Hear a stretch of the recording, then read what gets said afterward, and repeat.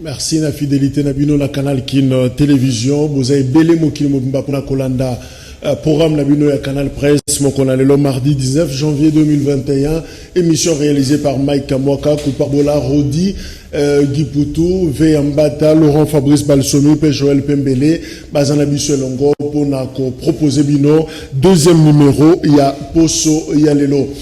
Breaking news, Sengeli Koreteni, maître Pascal Nyembo Mouyumba, a péci merci la présidente de la République, Oya Lobby, que a intervenu qui personnellement pour la libération naïe, Boyebi Kakangama qui le 6 janvier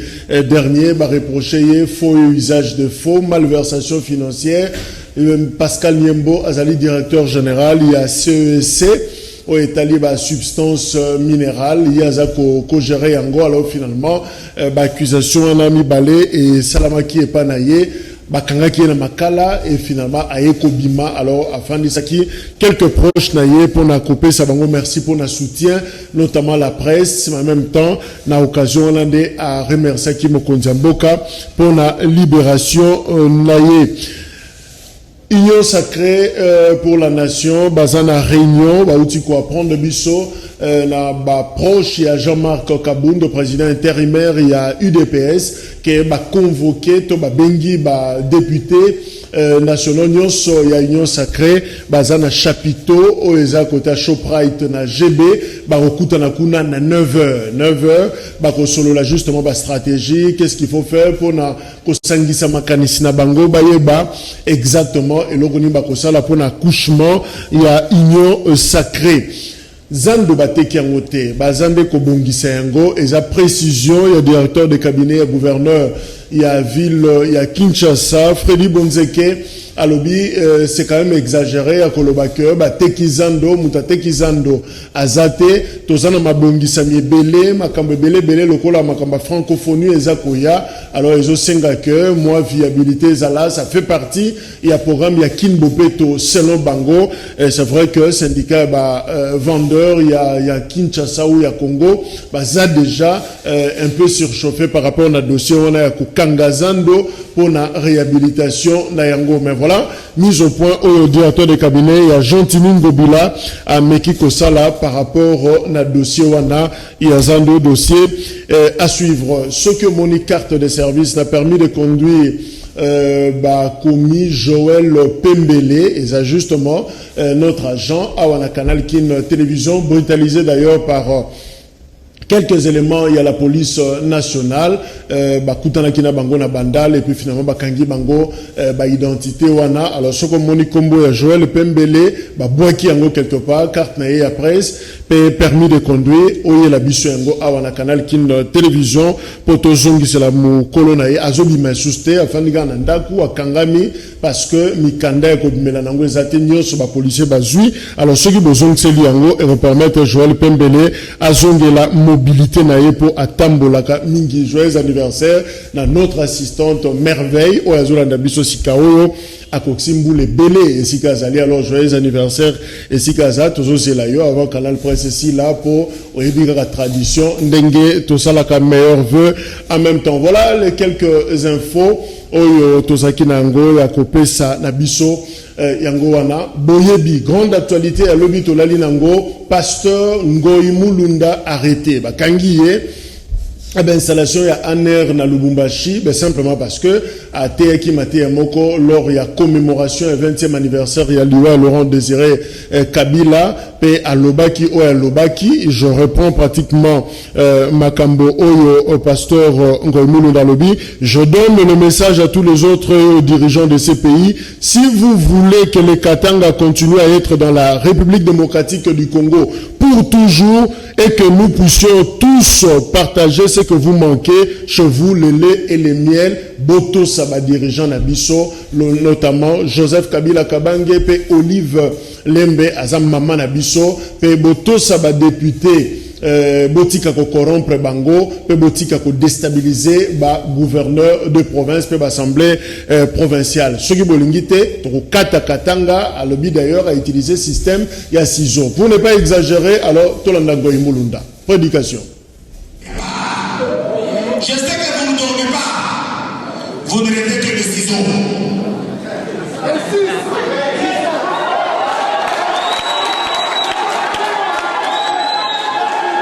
Quand les Katangais veulent marcher, ils ne font autre chose que les ciseaux. Si vous voulez que le Katanga continue à faire partie de la République démocratique du Congo pour toujours, je leur envoie un message. On n'est pas au stade de l'origine, s'il vous plaît. Je donne le message à tous les autres et aux dirigeants de ce pays. Si vous voulez que le Katanga continue à être dans la RDC pour toujours et que nous puissions tous partager équitablement ce que vous manquez de vous, le lait et le miel, je vais du haut de cette terre, devant mon Dieu, vous dire les choses qui nous fâchent, nous Katangais, et qui vont nous pousser à couper, que vous le vouliez ou pas. Maintenant, voici les choses que je demande aux autres là, s'ils ne veulent pas que le Katanga se coupe. La première chose, ils doivent respecter nos dirigeants. Et plus particulièrement notre leader du Katanga, le président honoraire, le sénateur à vie, Joseph Kabila Kabange. Deuxième chose, si vous voulez qu'on reste ensemble, vous devez respecter, la très respecter, notre mère Olive Lembe Kabila, c'est notre maman. Le respect de nos dirigeants politiques, que nous avons démocratiquement élus. Arrêtez de les corrompre. Arrêtez de les humilier. Vous voulez créer une majorité avec nos dirigeants que nous avons placés quelque part? Ça ne plaît pas aux Katangais. Arrêtez le plan de déstabilisation de nos gouverneurs et nos assemblées provinciales dans le but de venir mettre vos valets afin de vous donner notre lait et notre miel. On acceptera pas.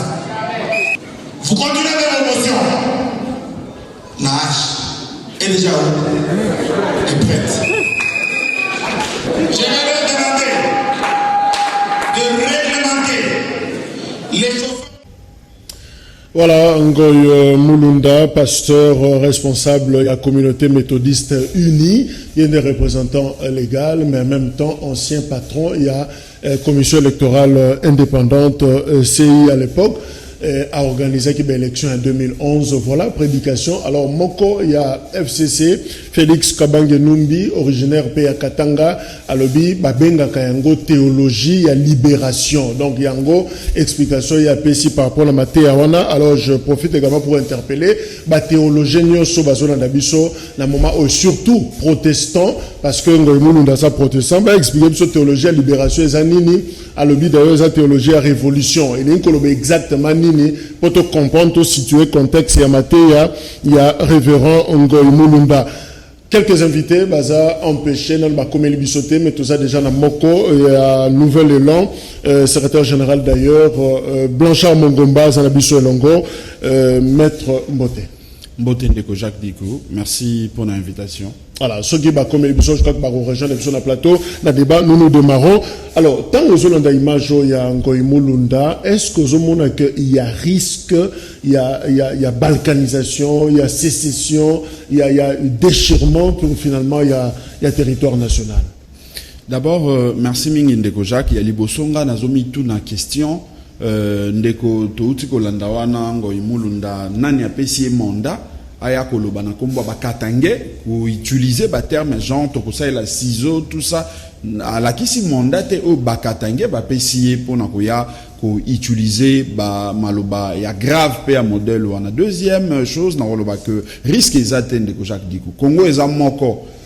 moko ekotika la moko tozabikolo ebele mais tout cela ko sangana pona ko koma nation. C'est vrai que processus ezana no moi souffrance muke mais le vouloir vivre ensemble, je crois que et ezana mboka na biso ce n'est pas un Ngoïmoulunda oyo ye moko d'abord lolenge akamba seni awa soki ba congolais Tolobitos à la strict et rigoureux envers gestion de la commission électorale nationale indépendante. Ouana na banza été azako mérité ko pesaye ko reconnaître et même qualité to nationalité congolaise parce que tout Congolais oyo ayebi que azana poussé à mboka akoka jamais ko se comporter ndenge Ngoïmoulunda sila ko se comporter na commission électorale nationale wana. Donc je crois que oyo azo sala wana ezali toujours na rite automoni ya ba jaleliste donc bato balukaka toujours koya ko fukamela ba condition ngoloto pakala pona kozwa sympathie na bango le clientélisme politique au moni yango kino na kati na église. Voilà pourquoi toujours profiter pe pona ko interpeller même bandimi okoki kokota te na kati na église moko baye kokoti sabino na ba dogme moko boye baye kokoti sabino na ba logique moko pe bino besoin applaudir kaka po balobi que mutu wana kombo na ye pasteur toujours mona ba pasteur belé lelo ba komi ko sala soni ya makambo oyo ya Bible. C'est vrai peut-être nenge biblia elobaki yango Ndeko Jacques Dikou que na temps ya fin to komona ba pasteur ya lolenge ya Ngoïmoulunda wana ba mususu bazana Kinshasa toujours mona kana bango na ba TV bazo sala soni. Donc ngai message à suka na koloba que il est vrai que sur le plan politique makambo ezoki ndemo malamu mingi te mais yango te moto ekoki komema biso kino na logique oyo ya ba sécession. Soki Moïse Tshombe akoka makambo ya sécession wana te, soki Kyungu akomwanza akoka makambo wana te, nazomona te mwa Ngoïmoulunda wana nde mutu akoya ko réussir. Je rappelle d'ailleurs que selon ba confrère na biso à Ouragan FM Balobi la veille il y a discours wana il y a pasteur Moulunda Gabriel Kyungu a alerté qui déjà opinion pour na koloba sur un plan de faire du Katanga un pays à part entière et selon Kyungu Akumwanza ba jeune moko drogué bazaki déjà prêt pour na ko kata Katanga ils en français nazo traduire yango ko couper région ya Katanga na République démocratique du Congo assis interpellé qui alerta qui mais maître Blanchard est-ce que c'est normal ba interpeller pasteur na église ba tumusu ba lobi ba collaborateur na pasteur musu ba kataki bango bilamba même devant bandimi? Est-ce que c'est normal que ba interpeller pasteur pour ce discours là? Je crois que c'est normal. C'est normal, il faut pas interpeller puis na occasion on a profiter pour na que il faut pas ezala sika oyo règlement de compte ndenge ba interpeller Ngoïmoulunda ndenge moko faut ba interpeller ba pasteur mususu ba koma ba mobilisateur ya ba parti politique songolo na kati na ba église na ba Kinshasa. Il faut bango pe ba subir ba même rigueur ya mibeko parce que oyo salami wana Ndeko Jacques Dikou kotika yango kotambola na banza eke ezali ko inoculer déjà moi virus moko ya mabe na molimo ya moi quelques congolais oyo bakoki kozala facilement emporté na sensation na moi clientélisme c'est comme ça que il est normal ba interpeller mais il faut qu'on respecte ba droit ya moto bo ko ya ko interpeller moto te bo katie bilamba bo brutaliser non bo interpeller bo inviter à s'expliquer ce qui bo monier que ezali na ba intention mabe o ekoki ko menacer sûreté à l'état à subir rigueur ya loi mais ce qui bo monier que bo ki ko tika mais oyo déjà na moni ya Ngoïmoulunda wana ezali grave. Il faut vraiment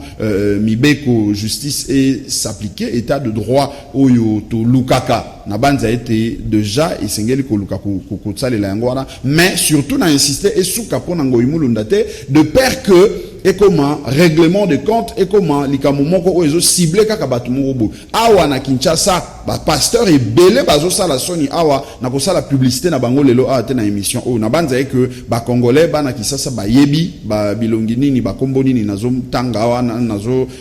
viser et sengeli bango peut pas interpeller bango na même procédure pour être bango ne soit pas se justifier de manière à ce que tout imprimer climat ya paix climat ya quiétude ou que ça la kemboka malgré ba difficulté politique malgré la différence na biso na niveau politique mais yango tende ko pousser biso to kata mboka oyo ba père fondateur na biso Lumumba oyo to utaki ko commémorer 60 ans ya nani ya liwana e awa to sacrifier yango pona ba intérêt égoïste ya mangomba politique na biso. Mais justement na niveau ya la muka bon militaire qui d'ailleurs bo sala ba action belé pona ko indexer crise autres en na est menace pratiquement de déchirement ya ko kata na mboka na niveau ya est. Mais est-ce que dans le discours oyo on peut dire que les Congolais ont conscience de menace autres en yango par rapport à mboka? On parle de l'économie de la diaspora, chaque fois ils font pression. Mboka zolingue katana. Mais biso mokopé on dirait toujours sakana na mbeli, toujours sakana na ciseaux au niveau interne torokata. Mais les bandes déjà ba voisins pe bazolinga ba kata. Siko tokoloba nani azana faute, nani azolinga mabe ya Congo. Eza ba Rwandais, on dirait to lobaka, eza ba to libanda, to biso mokopé, on dirait to sakana na mbeli sans le savoir. Prise ya conscience ce que les athées à niveau interne de Jacques Dikou, yango mtu ko sala que biso ndeto comme ba responsable numéro 1. Parce que il est vrai que ndeko na biso ya libanda na benga bango bandeko lokola ba humaniste mais ba ennemi na biso parce que balingi bomoko na biso te balingi bolamu na biso ya Congo te ba pays o ezali libanda bango nde bazali ba tireur de ficelle mais siko le temps ko ba yé na kati ya Congo ba kuti te conscience wana patriotique ezalité babandi sika oyo ko jouer na biso kotala nani oyo toki ko manipuler pour na to faire passer message na biso na ya balkanisation parce que ndeko Jacques menace ya balkanisation depuis 1885 na conférence ya Berlin menace wana ezala toujours kino na mo ya lelo bato oyo balukaka toujours été école Congo et kabona biteni ebele ba lembisa na ino teneng balba na le poto ba désarmement na nuté mais tant au biso na niveau interne tout se permetaka facilement ko ya non tribalisme non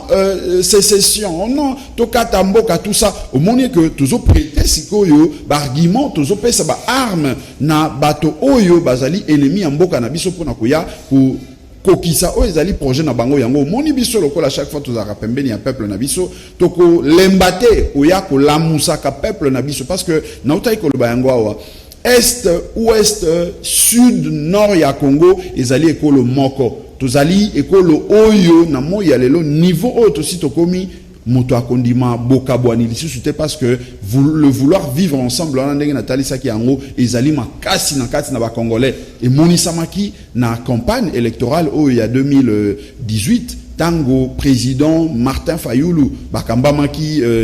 azaki accompagné na mwana mboka Adolphe Mozito na partie est kuna bato ba FCC non et ko simbate parce que côté kuna ndeko Kamere lokola zaki na ndeko Chilombo baba lokola za muto est ba ko voter plus bango ba ko voter Fayulu te mais il a kisaki que peuple congolais a atteindre niveau ya maturité niveau ya conscience nationale oyo que muto akoki ko manipuler sous facilement et surtout pas ngoyi mulunda oyo andea ba congolais na lolenge na ya ko organiser ba élection mabe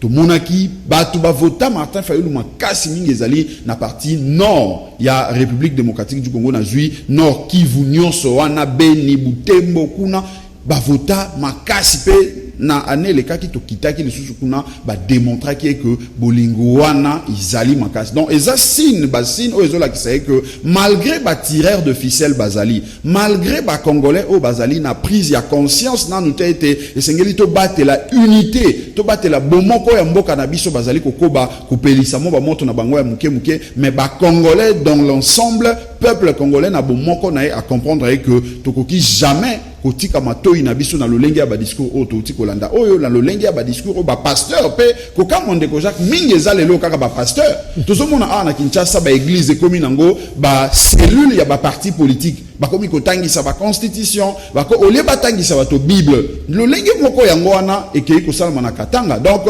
ndenga na lobaka wa qui s'assemble se ressemble donc peuple congolais bato ya FCC cash o bakomi komi benga lelo union sacrée tala plan machiavélique bazana ngona simanango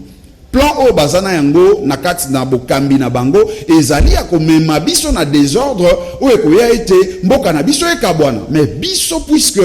tozali peuple o to sangani na kati na lingomba la muka tolobaki ete tokopesa nzela te na moto o nyonso tu akoya ko menacer intégrité na biso pe surtout ko violer. Mais justement pasteur Mulunda à brandir ciseaux à lobby quelques conditionnalités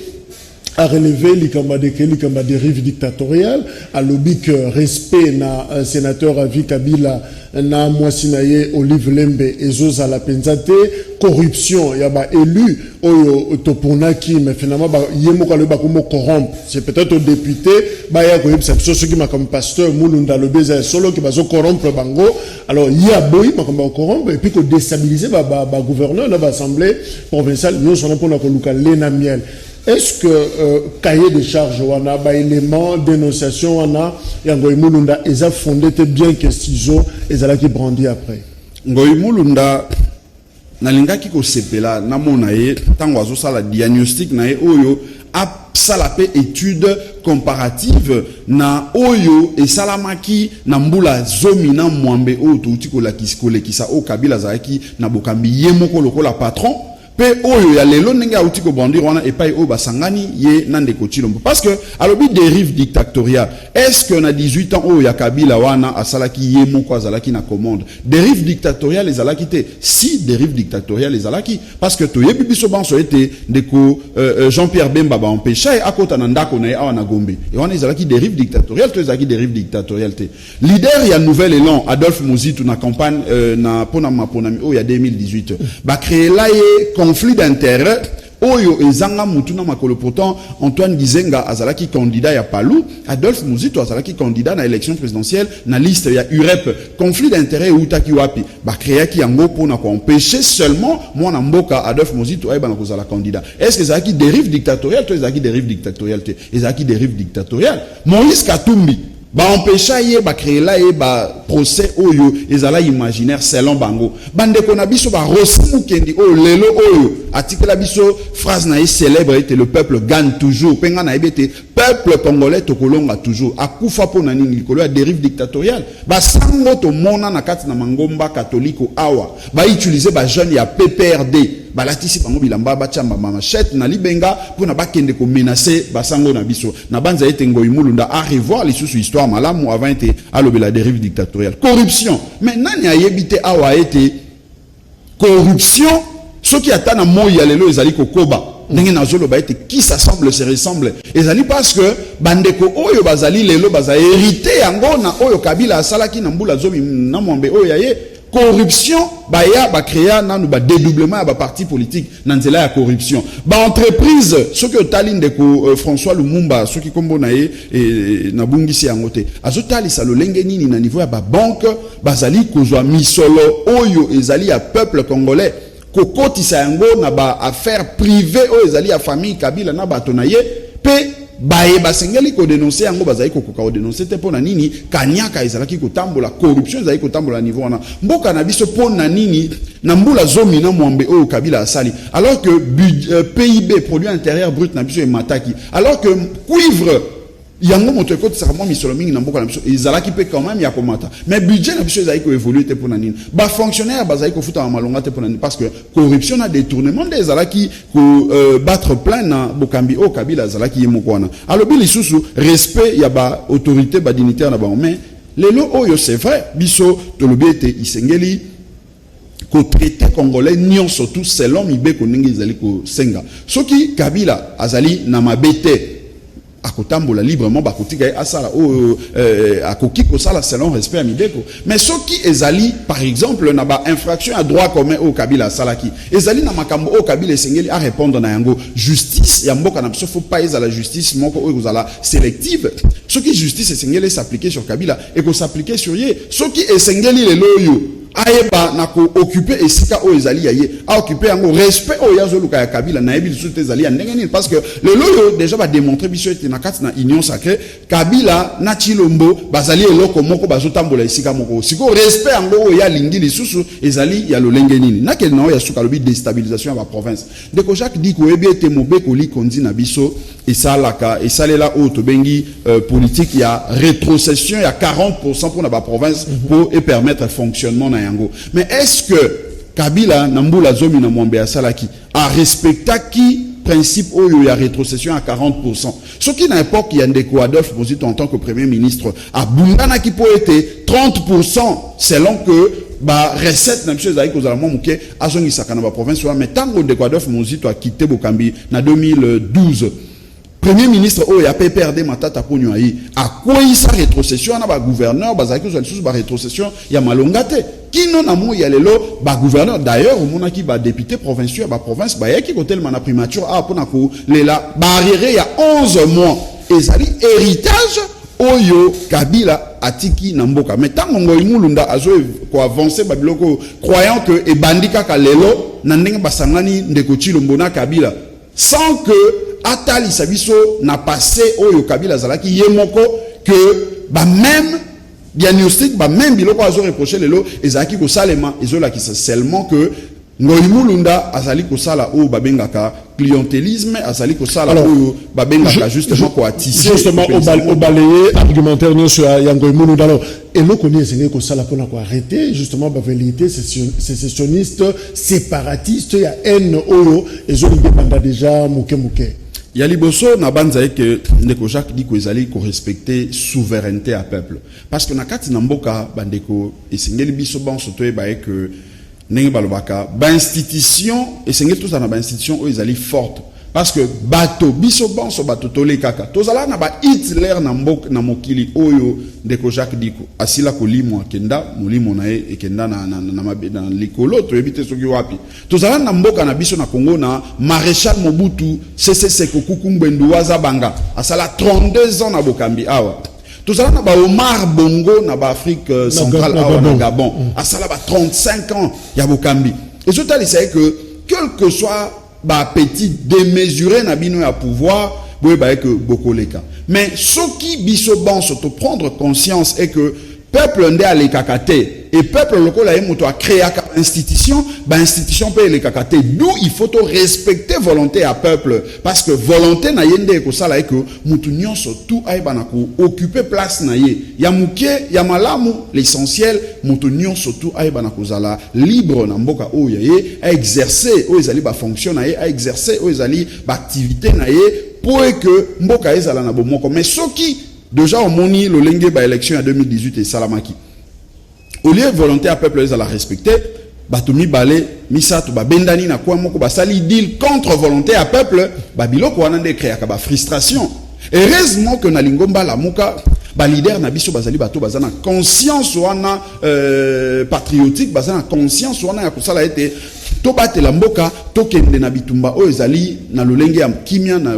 ba voix o ezali démocratique sinon te mboka o peut-être elinga ko kende musika mais lokola biso na ba leader na biso déjà to prena conscience et que ezali na mangomba ezali na bato ba homme d'affaires ba puissant o bazali kozela bobele te ba congolais entre bango ba potana po te bango ba ya ku chambeli ba panza biso de lobaki to kende na démarche wana te bango moni awa tozali ko insister pour na koloba ndeko Jacques diko ete mutu nyonso tu lolenge ya bangoyi mulunda wana oya koyana démarche wana akokutana na biso la muka na nzela na parce que au-delà ya bitumba ya politique école Congo ezali bien héritage esengeli to protéger. Merci Blanchard Mongomba. Je rappelle d'ailleurs que tozo cheminé na Yemoko parce que les deux autres esengeli bazana biso ba komeli bisoté. Alors un autre sujet ba du Kwebo azo entamé siko ba consultation publique a utaki na discrétion sola gina batu na ninga ko batama sika oyo azo yamba publiquement pesaki d'ailleurs chef de l'État rapport na ya mi-chemin. Est-ce que la Mouka bakokutana baati lukwebo NON ndeko Jacques Dikou et sengeli tolo bayango bongo la Mouka azali intéressé ni de loin ni de près na maimance baati lukwebo azali kosala elongo na Kabila na ndeko Chilombo parce que tout ici yango awa été et paille oyo intérêt à peuple na biso ezalaka bafoué ndeko Jacques dit ko biso to pesaka mon Congo na bato wana et paille oyo nyonso tout bakolinga ko travailler to bakoluka ko trafiquer intérêt oyo ezali à peuple na biso lamuka awa na moni ndeko Adolphe Mozito leader ya Nouvel Élan na moni le président Martin Fayulu oyo bazali nakati na lingomba lamuka bango wana toko koba ko telemela baewana o bazali ko tambola contre ba intérêt à peuple pour na ko privilégier ba intérêt na ba parce que ndeko Jacques ce qui otayi lelo mais je rappelle que Katumbi na Bemba balobina nteke ba se retirer na la muka officiellement non. Bon, eza liberté na bango ya ko loba to ko lobate mais bakoki ko empêcher peuple tena biso bonso ba intellectuel ba élite ya mboka na biso to comprendre et que bango basangisi maele na bango na ndeko Tshilombo na Kabila pona kosala o ezali union sacrée parce que lelo o ndenge bakeye olobi wana na otiko landa yote ba bengisi bango rencontre moko na cadre ya union sacrée. Est-ce que ba député o ya MLC bakozala to bakozala te bakozala na kati? Est-ce que ba député o ya ensemble pour la république bakozala to bakozala te bakozala na kati? Elingi koloba ete bazali ko tonga masuwa wana ya union sacrée ensemble ndeko Jacques Dikou. Il ne faut pas être moko même ba leader na biso to respecta ka bango to saka bango mais quand il s'agit du Congo to kozala front et direct envers Montonio surtout ndeko Jacques Dikou parce que lelo oyo nga na koki ko kufa mais bana oyo ya ngai na kolinga te un jour molimo na ngai na yebaka ete bana nga bazo souffrir parce que ça na bato moko balinga ko sacrifier Dr Blanchard celui de soustraire Bemba de soustraire Katumbi Martin Fayulu zamba député combien na Adolphe Mozito na logique on est aujourd'hui babotika li 2 alors on a 2 on a combien d'élus non élu toki koloba en terme ya ba élu te parce que déjà ebi logique to tali sakarete mapona mi salma ma bende ko Jacques Dikou ba résultat o ba publier wana ezala ndeko leader ya MLC Jean-Pierre Bemba Gombo Moïse Katumbi ezala ndeko Tshilombo ezala lelo bato ya FCC bango bonso ba komi ko reconnaître ete mapona mi salma mabe nanyo aya na makambo ya majorité fabriquée majorité artificielle ezali bato ya cash na ndeko Tshilombo nani o lelo akomi koloba ete bokomi ko somba ba député na misolo ezali bato ya FCC banani ni oyo ensemble na bango to sala communiquer tant on a zolo to sala na omona ba leader ya lamuka ba sala ki communiquer na Lubumbashi pona koloba ete maponami oya 2018 ezali lingomba lamuka moto elonga yango na candidat na ye à la présidentielle wana nga moto na lobisa bango tende ko Jacques Dikou ezali ba leader wana moto baloba yango mais lelo oyo contradiction à kokende ko soutenir même démarche wana e uti wapi je n'en sais rien bango bazari ba responsable ba yebini bazali ko sala mais loko nga na zolo ba ezali ete lelo kokende kosangana na ndeko Tshilombo na kati na union sacrée Peter Kazadi auti koloba yango na tangi kombo na ye aleki na top Congo media moko bolimbisi alobi polele alobi Kabila isengeli ko protéger alobi Kabila lelo na kati na union sacrée baza elongo na bango est-ce que lelo ezali secret lisusu pour être peuple na biso a comprendre ete maebiso tozalaki koloba nga na loba yango ete union sacrée ezali o ezalaki lobi PPRD et se transforma en AMP. Mais est-ce que tu peux comprendre en côté le langage faible, vous n'êtes pas consultable, poids politique numérique, et ça presque pas entre Fayulu na Mozito, Obatikeli, et peut-être que Bemba, Katumbi, ils sont sollicitables, consultables, parce que bazo pesé, bino bazo pesé, te ba Obatikeli. Ndeko Jacques Dikou, merci mingi na question. Je crois que pour na poids politique, lelo o bandeko babo sananga été Martin Fayulu a chaka candidature na ye moko lokola ECD. Précision en les a de taille na banza bandeko bazolanda biso il faut pas noter yango. Candidature na na présidentielle a chaki yango a fouti $100,000 comme ECD. Peuple a bengisi ba leader nyonso wana Adolphe Mozito ya Nouvel Élan, Jean-Pierre Bemba, MLC, bango bonso albi, bobini sa candidat moko parce que le lenge mambo ezo kende to lingete, il faut to la kisaka toza un peuple. Le peuple est là par rapport à parti politique, encore que nos partis politiques ici, il faut tous à la front pour la plupart. Et bon, t'as sur le fond idéologique, t'es que Jacques Dikou. Et bon, t'as selon intérêt, selon circonstances, selon besoin.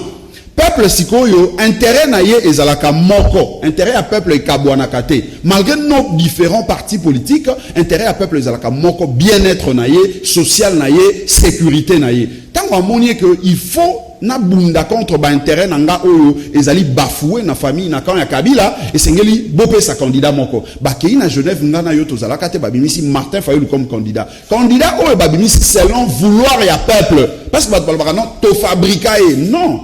il faut tozala honnête peuple a recommandé bino que il faut candidat moko il se pouvait que ezala Matungulu ezala Chilombo ezala Kamere mais ebima Martin Fayulu peuple a se mobilisé comme un seul homme, a pessié selon Nanga. Parce que tout le peuple n'y a 62% à Bavois. Mais, n'a qu'un cas analogique où il y a ma B, il y a Corneille Nanga, a pessié 6 millions de voix, a pessié de Kochilombo 7 millions de voix. Si quand il y a 6 millions de voix, ils ont représenté l'autre côté 6 millions de voix de le poids politique et égalité. Je crois que c'est une analyse où ils allaient biaisée, ils allaient analyse où ils allaient parce que nous avons poussé raisonnement musical. Si vous avez 6 millions de voix, où il y a selon Nanga, 7 millions où il y a des coaching, vous avez 13 millions de voix. Est-ce que Bato a eu 13 millions de voix? Bakokai Kozala n'a moins de députés que Bato a moins de 4 millions de voix. Mais vous avez des poids politiques à niveau institutionnel, qu'est-ce qui vous empêche 2 ans après beau évoluer? Ata Edi Kapend, Sango, Cardinal, la Senga qui est tourner page. Namakam soye à Viva qui on a par rapport à Liwa ya musée. Nous ya bino Tata Kinga. C'est-à-dire bolingi ko avancer té, bolingi ko évoluer té, on reste sur place. Est-ce que besoin mon até danger actuel que ça de nature et bon la makambo permettre quand même que mboke évoluer, social a battu changer, peuple a respirer, mais quand on reste là bas calcul 6 millions, 7 millions de voix et c'est les cas tu vas pour les bamboula et c'est les qui. Est-ce que vous ne pouvez pas avancer dans analogique monsieur pour l'avenir à peuple congolais? Ndeko Jacques dit qu'on a répondre na motuna na 2 volets. Na koloba ete to si to évoluer makasi pe na koloba ete to za na constance par rapport à la volonté à peuple. Ko évoluer elingi kolobani. To évoluer par rapport à la démonstration au nanti ko sala awa. C'est démonstration on a sali ezalaki un peu pour na ko rencontrer autant otuni motuna o lobi bato balobaka ete poids politique ezalaki te. Il fallait na sala gymnastique wana pour na ko démontrer pas ito utaki qui non le pas itozali pour nous relaxer que la muka eza oyozala qui lobité to Martin Fayulu na leader na biso Adolphe Mozito bazali qui lobby avant ma ponamité parce que lelo peuple a démontré que a pesi bango force a pesi bango mokumba selon que bango motobalaki c'était bazo bundela ba intérêt et donc le poids politique qu'ils ont aujourd'hui eza poids au bazali na yango lobité et ezala qui pour nous tali c'est que to évoluer na démarche na parce que lelo soki toza koloba ete esengeli tokende na ba réforme ndeko Jacques Dikou ezali kolakisa que to prendre acte na corruption na fraude électorale manso ya mabe o basalaki na 2018 mais puisque tolingi to protéger ba qui a république to lobi tokende na ba réforme vérité des urnes d'ailleurs yango wana contenu na yango tokende na ba réforme pour na ko préparer ba échéance future parce que tokolinga te cahier de charge à Martin Fayulu le plan de sortie ça fait partie du plan de sortie des crises. Ouais, donc c'est pas Félix Tshisekedi ça qui est pas Félix Tshisekedi na pouvoir na cadre de coalition yé demandeur de poste azwa pratiquement au conseil pour na ba réforme non de Jacques Dikou omoni soki ozali kokende ko contester likambo moko ya mabe neti biso tozali ko contester maponami wa ndenge salamaki pona tozala ba défaitiste te tolbaki il faut tozala tant bozolo ba ete ba tricher makambo sa mabe ba institution nyonso zana eza illégitime il faut tozala na offre il faut tozala na proposition ou eloko nini o biso tozomona ete ekoki comme ma solution c'était ça justement ba leader na biso ba semeta qui d'accord autour ya plan ya sortie des crises donc ils a quitté façon ya koloba ete non to bosani mabe o salama bokenene bolingi non lelo oyo mokili momba ete ba institution oyo eza lelo na ezali ba institution oyo eza illégitime mais puisque eza illégitime quelle est la solution oyo sengeli to sala po ete mboka et avancer et pas iwana proposition oyo ya biso to lobaki ete nous estimons nous pensons que mabe et utaki na nzela ya CENI commission électorale nationale indépendante na cour constitutionnelle oyo yaki ko valider oyo zalaki ba résultat ya mabe wana oyo utaki na CENI mais c'est quand poto tomber na piège jointe d'ailleurs en 2011 c'était pareil CENI na cour constitutionnelle et valida ba résultat ya mabe en 2006 c'était la même chose tolobi pour na to mettre un terme parce que même na préambule ya Mobeko li konzine de Jacques Dikou constitution absolue ba été ba crise ya légitimité ndé ça la été mboka évolué mais surtout pour te faire évoluer mboka allons na ba proposition en termes de proposition tout ça la proposition il y a plan de sortie des crises to lobi to mettre en place une structure peu importe comme boba ko benga yango structure oyo ko sala été elandela ba réforme mais structure wana ko sala paritaire et ça la composer na bato nyonso et ça la bato ba trichaki bato ya FCC et ça la bato ba bénéficier na triche bato ya cash et ça la société civile et ça la biso ba e to la victime longo na peuple na biso na complot bango ba sala wana to se mettre ensemble pour to veiller na ba texte na fonctionnement de l'institution de manière à ce que ma ponami oyo ko ya kuna ezala malamu. Les autres pouvaient aussi dire que non, nous pensons que Borokiko Salabo, c'était une proposition au Yabiso. Nous ne disions pas qu'il fallait totik à la bobele sewana. Kolobaete, chilomboatik à la pouvoir tolbaki, il existe la théorie de fait. Il y a un pouvoir de fait. Puisque Bami imposé Bami Tchewana, est-ce qu'il fallait que Beta Massasi pour Balongwa Tolbi? Non. Logique wana ya Massasi. Mais justement, est-ce que Bemba na Katumbi baki na logique wana théorie de fait, ça dit le conduit eza on peut conjuguer avec to ko tambola na bango to pesa makanisi social le peuple s'améliorer économie tout est-ce que bino peut ko adhérer to kende biso so quatre leaders ya la muka au nom ya théorie de fait. Ndeko Jacques dit que ngana condamné Ndeko Jean-Pierre Bemba awate. Na condamné ndeko Moïse Katumbi awate.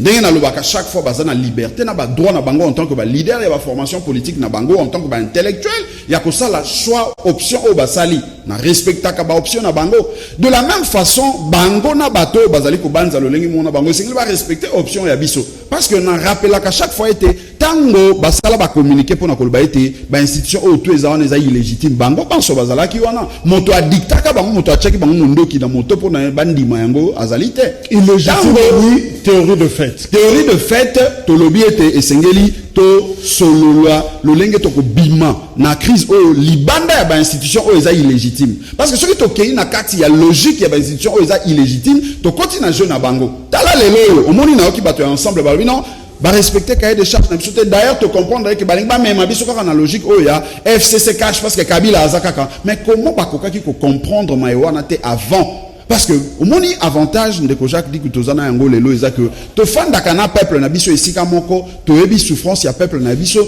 to yebi eloko peuple na biso abanzaka ce qui fait que l'avantage différence moke tozana yango na ba leader mosusu eza que biso lokola to fanda kana peuple to lia kana yema tembele esika moko to yebi volonté na ye to yebi posa na yango moni atako ba contredire biso ba fingi biso ndenge bato mingi balikaka wa ba finga ba leader ya lamuka okomona une année après 2 ans après 1 mois après bazaka rattraper na maebiso tolobaka tango tolobaki était union sacrée ezali continuité il y a FCC cash mais ba changer kaka ba kazak ba changer ba animateur ba changer bilongi bato ba chaki tememelelo emoni une seconde grossesse mais une seconde grossesse est-ce que tant bozota la problème yo sur accouchement ou ezana union sacrée lelo bo c'est quand même tema toujours s'écarter parce que ezali kongonde moto ezonyo kwa mandeko Jacques Dikou au contraire toujours ka souci peut pas si mingi toujours kufa na kati na motema parce que to mituni motuna comment ba leader o nyoso ba ko comprendre te complot oyo Kabila na ndeko Chilombo bazali ko sala contre peuple na biso comment ba koki ko kende ko accompagner bango na accouchement deuxième grossesse wana oyo ye FCC cash elingi ko bota déjà ba trahissa qui peuple déjà ba court-circuit qui peuple na biso na 2018 les loyo est-ce qu'il faut accompagner bango lisusu ba beta peuple na biso lisusu kao debu mususu biso tolobaki tokokota na démarche on a parce que les loyo il faut pas tous à la complice na souffrance au baza ko infliger peuple na biso au contraire biso il faut tous s'aligner côté moko na peuple na biso parce que il faut que le bandeko Jacques Dikou était na sima ya mazali ko salema on a kati na FCC cash comme le union sacrée ou était ba pays étranger ezali na simawana ba agresseur ya mboka na biso bazali na simawana ba Rwanda ba Uganda batoana bazali na simawana la preuve le loyo conseil ya sécurité des Nations Unies à la kisi biso était Rwanda ba soda na ba kota na mabele ya Congo uta octobre 2019 est-ce que sur yoki déclaration moko pona ko protester na maiwana epa ya bato ya FCC cash o ba komi le lo union sacrée batika ba ko protester te le lo oyo Uganda esengeli afuta biso 10 milliards de dollars pour l'agression oyo asala na mabele na biso. Cour internationale ya justice est condamné. Mais moto oyo akende ko seka moratoire que va appliquer yango lelo te bozela nano. Ezali ndeko Chilombo. Encore que 10 milliards wana et pour qu'il y budget na biso na plus ou moins 3 milliards 500 millions to ko matana 13 milliards et pour qu'il y armée na biso et pour qu'il y poto benga na armée o ba force négative nyo surtout ezali na mabele na biso 10 milliards wana mais ndeko Chilombo ke ko yebisa na Uganda ete bo futa nano misolo wana te bo fanda bo zela nano tout ça moni ete et soit qui ça été union sacrée na sima na yango ezali na ba force étrangère total quelques messages ou les baba te l'intérêt à peuple bandeko ba komeli biso bonjour to ebité FCC bazo me mabiso wapi tozo tala kaka na miso memokolo chango côté lema ba pesa biso photo te pichu depuis Njili. Je crois que chango côté lema na cadre ya maponami et kozamalamu ce sont des moyens démocratiques pour na revendiquer quelque chose dans boka na biso côté lema wana ezana ndenge moko ya mabete. Bonjour Union Sacré Félix Asali Mabe azongeli FCC atiki bemba na Moïse biso peto boyi yeto zaka kanabemba na yete papi depuis Mumbele. Je rappelle Elézer Tamboué député mais ensemble Moïse Katumbi a lobby que baza toujours dans la discussion balongwe Union Sacré. Désiré Mbondu Ambondi à MLC a lobby et l'oro moko le bamité na niveau ya MLC bazaka kadon masolo ezako koba voilà mais au point de baksa par rapport na yango. Bonjour bolo bela biso na likambo ya reprise de cours à l'université ceux qui bazo bangela ba élèves biso ba étudiants tozaba na mikete pour se laisser contaminer facilement. Pourquoi est-ce qu'il y a immoralité comme bar, boîte de nuit et ali ouvert kaka université na école. Bonjour ba pasteur bazo qui sabiso Soni Marcelo Bilobela Ngoy Mulunda kabiliste. Bonjour, nous regrettons pour l'acte que Ngoy Mulunda a posé et nous demandons la démission de Rosa Malonda immédiatement. Les pasteurs ne sont pas des modèles à suivre dans ces pays, c'est Kimbangu à partir de l'Unikin. Bonjour, Massou Mounio se fout à Makakaka Nassé, Aïba qui vote, ya Tshisekedi, Totombeli, na 10e rue Limité na base. Je n'ai pas compris le texte. Bonjour, Ngoy Mulunda vraiment, Ayanakin, Batikaye Kunate, Po Yemei, Azakuna na Katanga, Fatia Fongola Miso, Mbuta, Malaka, na Cité Verte. Bonjour. Ce que Ngoy Mulunda dit et sa prédication, mes discours politiques, Bakangaye, Pasteur Paulin, Nakwata. Bonjour, Ngoy Mulunda, Azoloba, Ezayete, Zakabila Mutu, azotindaye parce que Ngoy mutate ezali Ngoy Mulunda kabila te parce que Ngoy Mulunda a zappé na Katanga président Félix a ça très attention kabila nde azotindaye voilà nuance ça que c'est Ngoy Mulunda qui a prêché mukuna lobaka mabe mikolo nyonso pona nini bakangaka yete pona nini. Bonjour, est-ce que maloba pasteur oyo azakoloba ezakoluka division te musala nzambe atinda bango yango wana Bakangaye, Azandoki à Congo, Eza Ernest depuis, je sais pas, Kabinda ou Wapi. Bonjour, Fayoulou, Azana Peuple. Bonjour, tout ce que M. Mbanda avait déclaré hier, Ezaya Solo. Bonjour, il n'y a pas de fumée sans feu. Ce propos de Ngoy Mulunda n'est pas sorti seulement pour le hasard. C'est un plan qui s'organise entre Kabila et Félix Gloire Kinkela Mabi depuis Camping. Il est toujours important, Bandeko Bazokoma, tant que ça l'affirmation, argumenter en gros sérieusement parce que qu'on indexer si facilement, l'icamtel, les attels, et ça va moins compliqué, surtout pour la biso média, tant que le bien en gros, tant que retourne, éléments monsieur les athées, preuves, c'est très dangereux. Tant que vous affirmé, les amakanisnayo, argumenter, pesa ba raison, ou et lobby sio, et l'okwana, et kozala, et l'okomoko malamu. Alors, Blanchard Mongoba, est-ce que aux opé sa chance, na union sacrée, informateur, à Zobanda 2 semaines, il y a consultation publique, l'élo, plénière, probablement, ils ont l'élo, député union sacrée, bazana chapiteau, na GB, bazokutana, est-ce que fumée blanche, et koko bima, est-ce que masolo, koko simba? Ndeko Jacques dit que nakoki kopesa chance na union sacrée wanate si bien que na kokipe ko empêcher en côté fonctionner parce que bazana liberté na bango ya ko sala o bazo sala mais na ko démontrer peuple na biso kaka que chance to espoir ya sala na kati na union sacrée wana ezalité pour trois raisons ya liboso eza que kino na mo ya lelo union sacrée vision na yango ezanini ebanité vision et union sacrée ebanité si ce n'est que ko sangisa bato ebele pona batala lolenge nini bakoki la charte justement au moni parce que eloko ezala kamala muni sur bozo bunda pona peuple boyebete voici ou vision na biso tozana yango toko sala charte selon vision ana mais bino bozana vision te boko sala charte ya nini ya partage ya ba responsabilité et non ya vision ya développement vision ya kotombola mboka na biso. Deuxième argument et ça kotali ça a été puisque vision ezatende de ko Jacques Dikou on aurait bien voulu que démontrer biso chiffres à l'appui parce que les loyo na loba qui était et loko ekoti saka nkita na mboka na biso makasi ezalaka cuivre et outil kolekana par la tonne na $4,000 les lo cuivre ezote kama na $7,000 ndeko Jacques Dikou mais différence il y a $3,000 na tonne moko ekendaka wapi na corruption na kaniaka. Est-ce que bato union sacrée ou baza FCC bis deuxième grossesse n'engé président élu à Lubaki il y a FCC cash bakoki ko démontrer biso chiffre à l'appui que bosangani na bango wana bakoki ko ya ko renverser courbe ya pauvreté ya chômage o ya peuple na biso ezali lokuta parce que ba ye bobele ko bakisa par contre ba charge dans république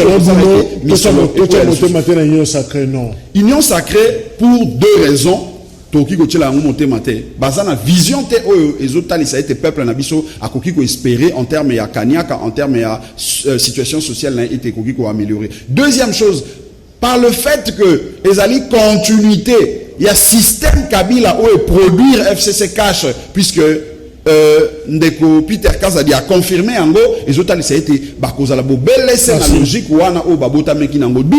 Troisième argument, c'est que bosangani na bango wana, ezali bosangani pona ko bimisa peuple na libunga wana te mais ça bosangani pona ko kabola ndenge ba mu selon parce qu'il des choses selon ba appétit na bango. Na rappeler que le secrétaire général il y a parti Nouvel Élan, il y a Adolphe Mozito na kati ya Lamuka, merci Nengoyaki. Désolé na bande kona biso mi balé oyo ba komeli biso te na émission moko na lelo, mais bozaki belé pona ko réagir, nous condamnons pensez nyonso ya séparatisme o nyonso ya kokabola haine tribalisme et sengeli to longola yango Congo kotikala kaka moko ata to bandi koloba tongo tipo quoi to ko permettre yango te. Alors dossier ngo mulunda justice asala musana yi. Merci, au revoir.